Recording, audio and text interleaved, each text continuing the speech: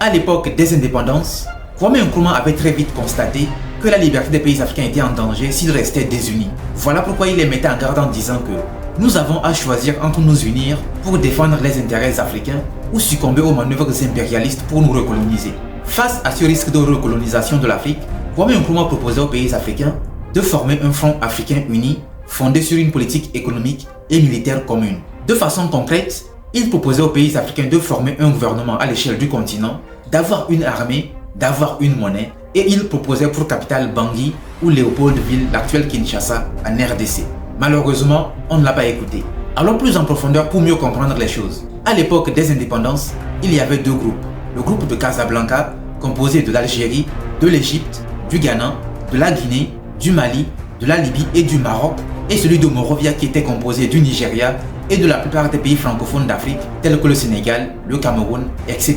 Le groupe de Casablanca voulait d'une unité politique pour toute l'Afrique et une intégration forte à l'instar de celle qui avait amené à créer l'Union européenne. Mais le groupe de Monrovia était opposé car il voulait que ce soit graduel. Il ne voulait pas d'une fédération politique et d'une intégration forte, en tout cas pas immédiatement. Pour les pays du groupe de Monrovia, il était important que les pays africains nouvellement indépendants conservent leur autonomie afin de renforcer leurs économies et leurs structures. Finalement, ce sont les idées du groupe de Monrovia qui ont prévalu, ce qui aboutit à la création de l'OUA, l'Organisation de l'Unité africaine en 1963, qui a finalement été remplacée par l'Union africaine en 2002, et voilà où nous en sommes aujourd'hui. La conséquence aujourd'hui est que les pays africains sont cramponnés aux frontières héritées de la colonisation. Les présidents africains sont fiers de diriger leur pays. Ils sont fiers d'être appelés chefs suprêmes de leurs armées. C'est cette autonomie qui maintient le mur d'acier qui bloque l'unité des pays africains. Mais ce mur ne saurait résister face à notre volonté de nous unir, car l'union fait la force. Aucun pays africain ne peut prétendre aujourd'hui être capable de faire face tout seul à l'oppression extérieure. C'est pour cette raison que les pères des indépendances avaient lutté activement pour l'unité des pays africains. Certains ont même donné de leur vie pour cette cause. Le 6 mars 1997, à l'occasion du 40e anniversaire de l'indépendance du Ghana, l'ancien président tanzanien Julius Nyerere avait finalement reconnu qu'ils auraient dû appliquer les idées du groupe de Casablanca qui voulait d'une unité politique pour toute l'Afrique.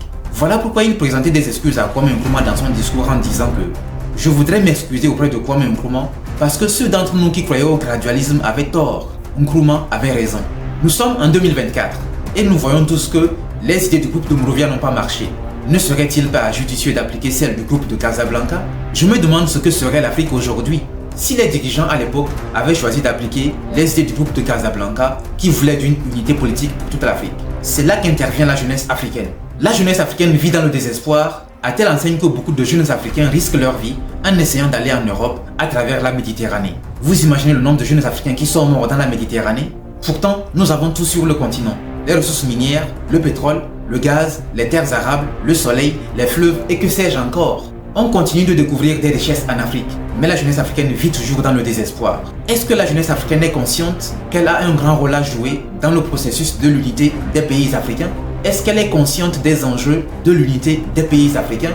Est-ce qu'elle est consciente qu'elle est une force qui peut faire basculer l'Afrique dans le bon sens? Si vous ne le savez pas, l'Afrique a franchi la barre de 1,5 milliard d'habitants et plus de la moitié est constituée de jeunes africains. Voilà le poids de la jeunesse africaine qui fait la différence. Encore une fois, est-ce que la jeunesse africaine est consciente qu'elle est une force qui peut faire basculer l'Afrique dans le bon sens? Nous sommes à l'ère d'Internet où l'information est diffusée à la vitesse de l'éclair. Bonne nouvelle, la jeunesse africaine est très active sur les réseaux sociaux.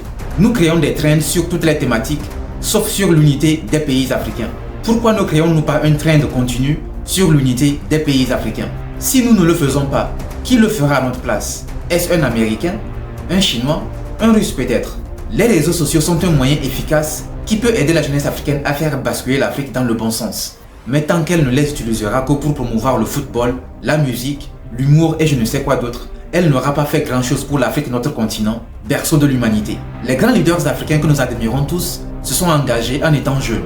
Nelson Mandela s'est engagé dans la lutte contre l'apartheid à l'âge de 26 ans. Thomas Sankara est arrivé au pouvoir à 33 ans, mais il avait une sagesse et un leadership exceptionnel. Ruben Omunyobe, Patrice Lumumba, Kwame Nkrumah, etc. Que faisons-nous aujourd'hui?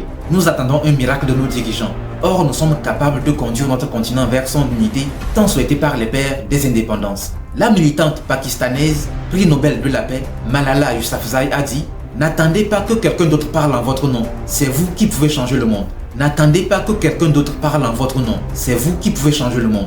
Nous pouvons changer la situation de notre continent en nous mobilisant sans attendre qui que ce soit. Thomas Sankara disait justement que une jeunesse mobilisée est dangereuse. Une jeunesse mobilisée est une puissance qui effraie même les bombes atomiques. Une jeunesse mobilisée est dangereuse. Une jeunesse mobilisée est une puissance qui effraie même les bombes atomiques. Pour la troisième et dernière fois, une jeunesse mobilisée est dangereuse. Une jeunesse mobilisée est une puissance qui effraie même les bombes atomiques. Nous devons nous mobiliser comme cela n'a jamais été fait pour susciter un vrai débat sur l'unité des pays africains. C'est ça le message. J'espère que ce message nous aura tous interpellés. J'ai fait ma part en créant ce contenu. Fais la tienne en likant la vidéo et en la partageant. Je ne saurais finir sans vous rappeler encore ce message. Les pays africains doivent s'unir. Afrique, mon Afrique. À la prochaine.